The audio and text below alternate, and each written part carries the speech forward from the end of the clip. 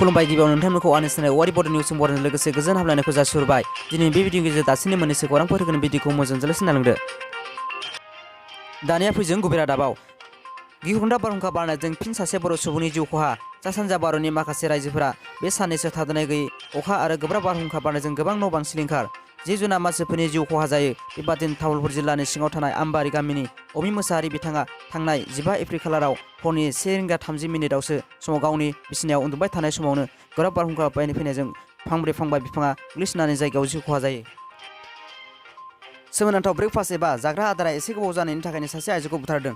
बिहावा फोथायनो गोब्राब महाराष्ट्रनि थानायाव जादों बे जाथाया। सासे 42 बोसोर बैसोनि आइजोआ थैयो। पुलिसफोरा बुंनाय बादिब्ला 76 बोसोर बैसोनि काशीनाथ पाटिल मुंनि सासे सुबुङा बिहामजो सीमा राजेन्द्रखौ उदैयाव गुलि गावदोंमोन। सासे 7 बोसोर बैसोनि फिसाज्ला थाखानाय बिमाया ब्रेकफास्ट रेडि खालामबाय थादोंमोन।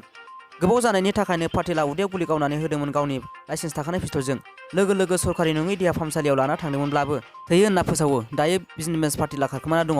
नायबिजिरनाय एबा नागिरनाया सोलिगासिनो दङ होनना खौरां मोनो। गुबुन रायजोआव सासे बर' फरायसानि जिउ खहा। क'क्राझार वार्ड नम्बर 5 ब्रह्मपुरनि थागिबि क'क्राझार जिल्ला गावब्रा गौथुमनि रांगिरि जनक प्रसन मुसाहारिनि देरसिन फिसाज्ला रामायण इन्स्टिटिउट बेंगालराव BBSCTC मिस्टाराव फरायबाय थानाय फरायसा ऋतुराज मुसाहारिया जाब्रबथायजों जिउ गोमायो। जिउ गोमानाय ऋतुराज मुसाहारिया फुंनि समाव वाटारफलाव थांदोंमोन। बे समावनो जाब्रबथाय जानानै जिउ गोमायो। भारत बांलादेश सिमनानि खाथाथाराव बारनानै भारतआव चकलेट बायनो फैना सासे उन्दै बांलादेश गथ'खौ बिसिफोरा हमदों। दायो बे गथ'खौ जेलाव लांनाय जाबाय होनना बिसिफोरा बुंदों। भारत बांलादेश सिमनानि साला दैमानि खाथिनि गंसे गामिनि थागिबि इमान हुसिना सानफ्रोमबो त्रिपुरानि सिपाहिजाला जिल्लानि दैखौ बारनानै चकलेट बायनो फैबाय थायोमोन।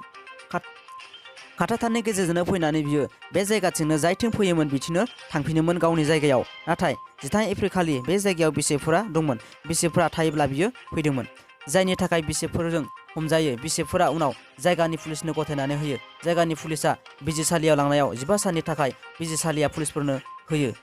दायो जेराव लांबाय होनना मिथिना मोन्दों। दासिमनि भिडिअआ बेखिनियासै। भिडिअखौ नायना मोजां मोनोबा लाइक आरो साबस्क्राइब खालाम, मानोना आं गोदान भिडिअ लाबाय थानो नाजागोन।